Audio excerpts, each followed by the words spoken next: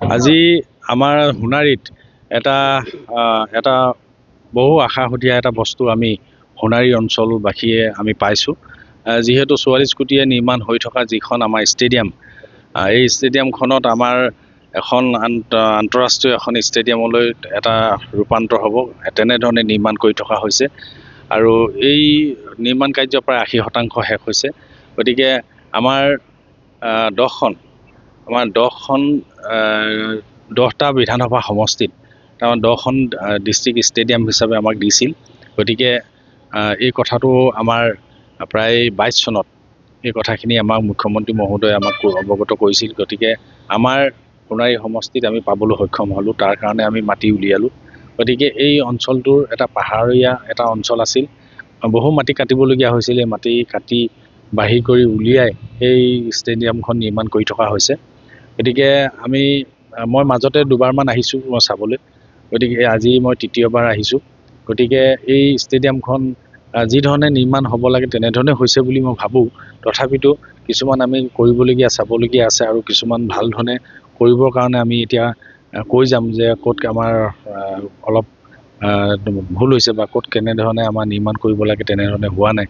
এই কথাখিনি আমি ঠিকাদাৰ মহৰীসকলক আমি কৈ যাম বুলি ভাবিছোঁ। তথাপিতো ভাল ধৰণে হৈছে নিৰ্মাণ। যিহেতু আমাৰ মুখ্যমন্ত্ৰী মহোদয়ে আমাক এখন ষ্টেডিয়াম দিলে, আৰু এখন মিনি ষ্টেডিয়াম দিছে 3 কোটি টকা এতিয়া আমাৰ ৱৰ্ক অৰ্ডাৰ পাইছে পাৰ্টীয়ে, মই গম পাইছোঁ। গতিকে মোৰ যোৱাকালি মোলৈ ফোন কৰিছিল। সেইখন সাপেখাতি আমাৰ যিখন গ্ৰাম্য মিনি ষ্টেডিয়াম, এইটো এটা কোটাত আহিছে, এইটো SC কোটা হিচাপে। গতিকে সেইকাৰণে সাপেখাতি অঞ্চলত দিয়া হ'ল। আৰু এই ষ্টেডিয়ামখনে আমাৰ ইয়াত যিসকল খেলুৱৈ, প্ৰত্যেকটো খেলৰ কাৰণে তেওঁলোকৰ কাৰণে সুবিধা হ'ব। যিসকল খেলুৱৈ খেলিব বিচাৰে, এথলেটিক যিসকলে খেলিছে সেইসকলেও কাৰণে বেছি সুবিধা হ'ব। আৰু কেতিয়াবা এখন ভাল উন্নত মানৰ এখন খেল খেলাওঁ বুলিলেও আমি ইয়াত খেলখন খেলাব পাৰিম। ফুটবলেই হওক বা ক্ৰিকেটেই হওক, সকলোবিলাক খেল খেলিবৰ কাৰণে ইয়াত সুবিধা হ'ব। তেনেধৰণে এখন ষ্টেডিয়াম ইয়াত নিৰ্মাণ হৈছে। তাৰ কাৰণে মই মাননীয় মুখ্যমন্ত্ৰী মহোদয়ক মই বহুত ধন্যবাদ দিছোঁ। কাৰণ তেওঁ প্ৰচেষ্টাত আমি এইখিনি পাবলৈ সক্ষম হ'লোঁ। আমাৰ অনুৰোধ, আমাৰ ৰিকুৱেষ্ট তেওঁ ৰাখিলে, আৰু সেয়েহে তেওঁ কথা দিয়া মতে আমাক কাম কৰি দিছে। আমাৰ DC কোৰ্টখনো 44 কোটি টকাই নিৰ্মাণ হৈ আছে। তাৰ উপৰিও আৰু বিভিন্ন ঠাইত বিভিন্নখিনি উন্নয়ন হৈ আছে, শিক্ষা ক্ষেত্ৰতে হওক বা অন্যান্য। আমাৰ এতিয়া আমি আধাৰশিলা কৰিব লাগে, আমাৰ যিটো PAC আমাৰ ডিষ্ট্ৰিক্ট যিটো আমাৰ অফিচ, সেই অফিচটো আমাৰ কাইলৈ পৰহিলৈ আমি আধাৰশিলা কৰিম। সেইটো আমাৰ প্ৰায় 2 কোটি 42 লাখ টকাৰে নিৰ্মাণ হ'বলগীয়া, সেইটো হ'ব। গতিকে এনেধৰণে আমাৰ বিভিন্ন ধৰণৰ আমাৰ নতুনকৈ হোৱা আমাৰ জিলাখনত আজি জিলা অফিচ হিচাপে, জিলা কাৰ্যালয় হিচাপে ডিপাৰ্টমেণ্টবিলাকৰ আমাৰ 21 চনলৈকে মাত্ৰ এটাহে ডিপাৰ্টমেণ্টৰ অফিচ আছিল। কিন্তু এতিয়া প্ৰায়কেইটা ডিপাৰ্টমেণ্টে আমাৰ চৰাইদেউ জিলাত এতিয়া জিলা কাৰ্যালয় হিচাপে ইয়াত গঢ় লৈ উঠিল বা স্থাপিত হ'ল। গতিকে তাৰ কাৰণে আমি চৰকাৰখনক, আমাৰ মাননীয় মুখ্যমন্ত্ৰী মহোদয়ক মই বিশেষভাৱে ধন্যবাদ দিছোঁ। আৰু এইখিনি সদায় অহৰহ মই লাগি আছিলোঁ, কৈ থাকোঁ যে মই বিশেষভাৱে মই বিধানসভাতো উত্থাপন কৰোঁ। তাৰ পাছতো আকৌ মই প্ৰথমবাৰ বিধানসভাতে মই উত্থাপন কৰিছিলোঁ চৰাইদেউ জিলাত কোনকেইটা বিভাগৰ আমাৰ জিলা কাৰ্যালয় নাই, সকলোখিনি কথা। গতিকে সেইখিনি পাছত আমি পৰ্যায়ক্ৰমে পাবলৈ সক্ষম হ'লোঁ। আজি তাৰ উপৰিও আমি এনেধৰণৰ আনুষংগিক যিবিলাক বৃহৎ উন্নয়ন বুলি আমি ক'ব লাগিব। আজি এখন আমি ষ্টেডিয়াম পাইছোঁ, আমাৰ নেশ্যনেল পৰ্যায়ৰ এখন ষ্টেডিয়াম। এই ষ্টেডিয়ামখনে আমাৰ উঠি অহা নৱপ্ৰজন্মক খেল জগতখনক বহুখিনি আগুৱাই দিব বুলি মই ভাবিছোঁ। আৰু সেয়েহে আমাৰ যিবিলাক এতিয়া অকল ফুটবল বা ক্ৰিকেটেই নহয়, ইয়াত এথলেটিকো খেলৰো এটা সুবিধা আছে।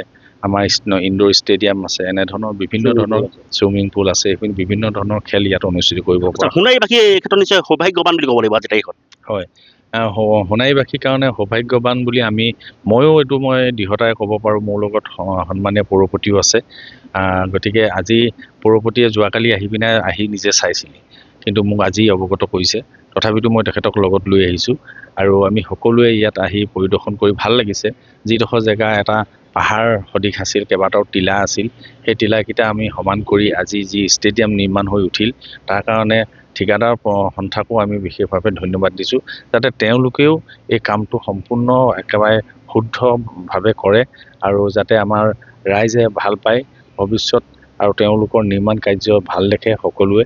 গতিকে এইখিনি আমি অন্ততঃ ৰাইজৰ আগত ক'বলৈ বা ৰাইজে দেখিলে মানে ইয়াত আহি খেলপথাৰখনত উপস্থিত হ'লে মানে তেওঁলোকৰ মনটো যাতে ভাল লাগি যায়, এই তেনেকুৱা এটা চিন্তাধাৰাই নিৰ্মাণ হ'লে আমি নিশ্চয় ভাল পাম। আৰু এটা কথা দেখা গৈছে যে আচলতে চৰাইদেউ খেলুৱৈ যথেষ্ট খেলুৱৈ ইতিমধ্যে ৰাষ্ট্ৰীয় পৰ্যায়ত দপদপাই আছে। আচলতে সেইটো যিটো সময়ত ৰাষ্ট্ৰীয় পৰ্যায়ত আচলতে চৰাইদেউ খেলুৱৈসকল দপদপাইছিল, সেইটো সময়ত আচলতে চৰাইদেউ যি ষ্টেডিয়াম আদি কৰি খেলৰ যি আনুষংগিক আন্তঃগাঁথনি এক প্ৰকাৰ শূন্য। কিন্তু আজিৰ তাৰিখত যিখন ষ্টেডিয়াম আপোনালোকৰ নেতৃত্ব নিৰ্মাণ হৈছে, ই নিশ্চয় খেলুৱৈৰ বাবে আশাৰ বতৰা, খেলুৱৈৰ বাবে আচলতে এটা সোণালী সময়, এনে এটা কথা ক'ব পাৰি। হয়, বহুত খেলুৱৈ হয়তো ষ্টেডিয়ামখন কেনেধৰণে নিৰ্মাণ হৈ আছে দেখিবলৈ পোৱা নাই বা দেখাহি নাই। গতিকে তেওঁলোকে যেতিয়া দেখিব, তেওঁলোকৰ খেলৰ প্ৰতি আৰু আগ্ৰহ বাঢ়িব। বিভিন্ন ধৰণৰ খেল যিসকলে ইয়াত খেলিবৰ কাৰণে এখন খেলপথাৰ নাপায়, সেই খেলপথাৰখন ইয়াত পাব।